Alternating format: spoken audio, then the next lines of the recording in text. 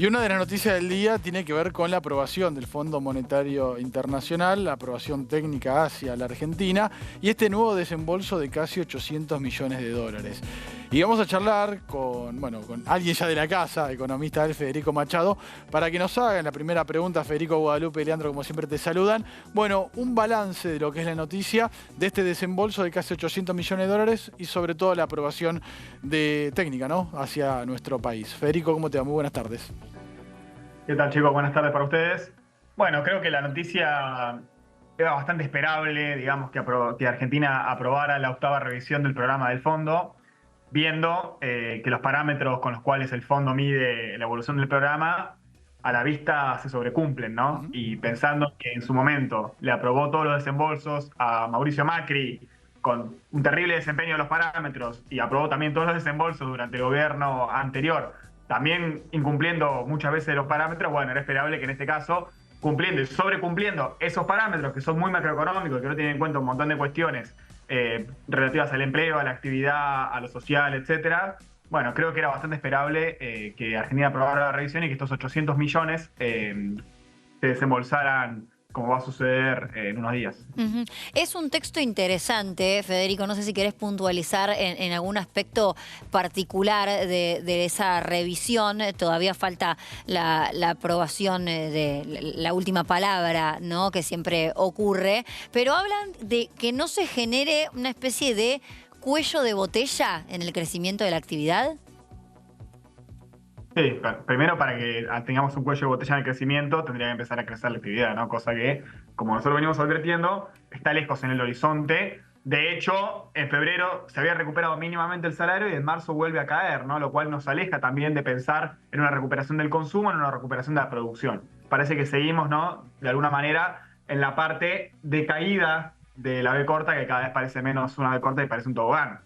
Respecto a las palabras del FMI, a mí me llamó bastante la atención, como muchos colegas, la mención a la competencia de monedas, que en la anterior comunicados no estaba presente, y que bueno, que sabemos que resulta parte fundamental de alguna manera del modelo económico que el gobierno tiene en mente para después del cepo. Bien, antes de compartir un tuit del ministro de Economía, Caputo, te quiero preguntar, porque en estos momentos es la noticia política siempre del día, que tiene que ver con la ley bases y esta media sanción que todavía, bueno, lleva tiempo, que se está corrigiendo. ¿Se ve afectada la economía, Federico, en estos momentos donde todavía esta sanción con respecto al RIGI y cómo influye también en la economía, el paquete fiscal, influye dentro de lo que es la situación actual económica o todavía no? La política, ¿no?, haciendo una correlación. Creo que el paquete fiscal tiene una incidencia bastante importante en el corto plazo, porque va a implicar que el gobierno de alguna manera pueda cumplir sus objetivos fiscales sin necesidad de seguir pisando de manera tan brutal, por lo menos, la obra pública y las transferencias a las provincias, ¿no?, que sabemos que el recorte llega al 80, al 90% en algunos casos. Por el lado del RIGI, yo ahí lo que veo es una transformación profunda y de alguna manera regresiva, pero más a mediano o largo plazo. ¿Por qué digo regresiva? Porque evidentemente es necesario un régimen de grandes inversiones en Argentina y es necesario que lleguen empresas extranjeras para poder aprovechar los recursos que tiene la Argentina. Pero bueno, yo soy de los economistas que piensan que eso se tiene que hacer en el marco de una estrategia de desarrollo que tenga que ver sobre todo con la promoción de empresas locales y de generación de insumos locales y de servicios locales, ¿no?, sobre todo.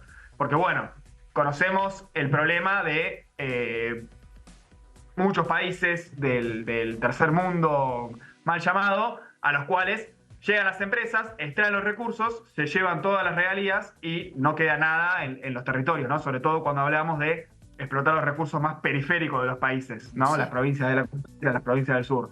Creo que sería importante enmarcar una estrategia y este régimen hace todo lo contrario. No solo no impulsa el desarrollo local, sino que de alguna manera lo desincentiva. ¿Por qué? Porque permite traer maquinaria de afuera con arancel cero, mientras que las empresas argentinas tienen que pagar aranceles para traer esa misma maquinaria. Claro.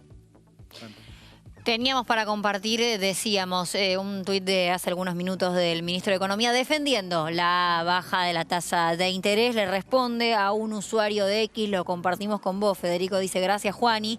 Increíblemente hay algunos colegas que no solo no lo entendieron cuando lo hicimos, sino que todavía hoy no lo entienden, aún con los beneficios a la vista. Si hubiéramos puesto tasa de interés real positiva, probablemente estaríamos inmersos en una expectativa hiperinflacionaria, sería imposible salir del cepo, dado los 40 billones adicionales de pasivos remunerados y para coronarla todo el mundo estaría hablando del carry trade. Bueno, a ver si lo bajamos a tierra. Está defendiendo, por supuesto, la política económica del Banco Central, por un lado, pero ¿a qué se refiere con esto último?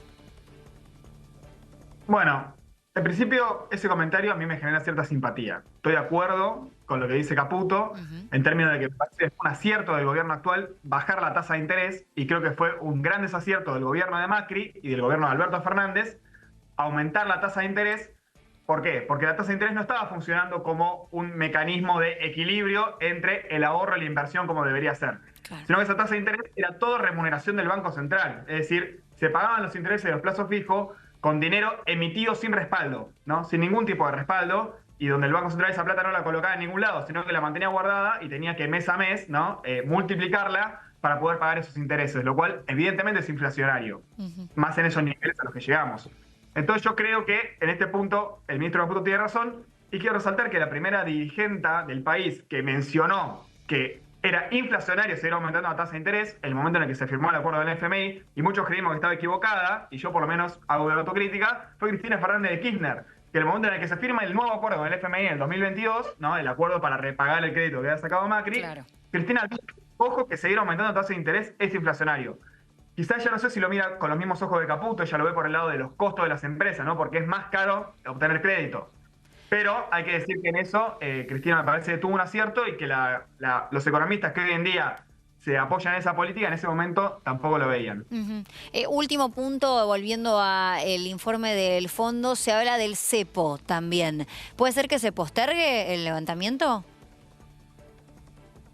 Bueno, ahí hay señales muy similares, ¿no? Porque por un lado vemos que el gobierno tomó una medida importante para abrir el cepo, que fue permitir que las empresas giren sus dividendos y utilidades retenidas por el cepo a través de bopreales, ¿no? Entonces eso es una señal de que se avanza hacia la liberación del cepo. Una señal de que no se avanza es que las empresas en esa operación convalidaron un tipo de cambio de 1.300, lo cual indica o que piensan que el cepo va a durar mucho tiempo, o que piensan que si se levanta hoy, ese es el precio de equilibrio, ¿no? Lo cual sería bastante negativo para el gobierno que sucediera que el oficial pasara de 900 a 1.300. Por otro lado, tanto los comentarios dentro del acuerdo del FMI como lo que viene declarando el gobierno públicamente no dan una idea de que el cepo se va a levantar muy próximamente. Así que yo creo que ahí es difícil arriesgar cuáles son las intenciones del gobierno, si está generando cierta expectativa para después sorprender, o si realmente piensa quedarse con el cepo hasta mitad del año que viene, supongamos. Me parece que ya más que eso no sería viable.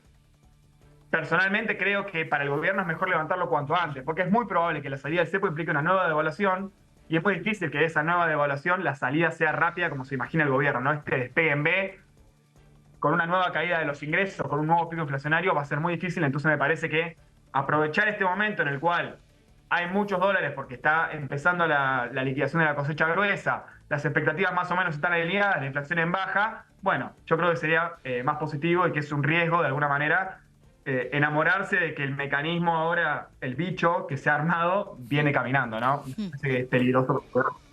Totalmente. Federico, como siempre, un lujo. Gracias por atendernos. Gracias, chicos. Abrazo grande.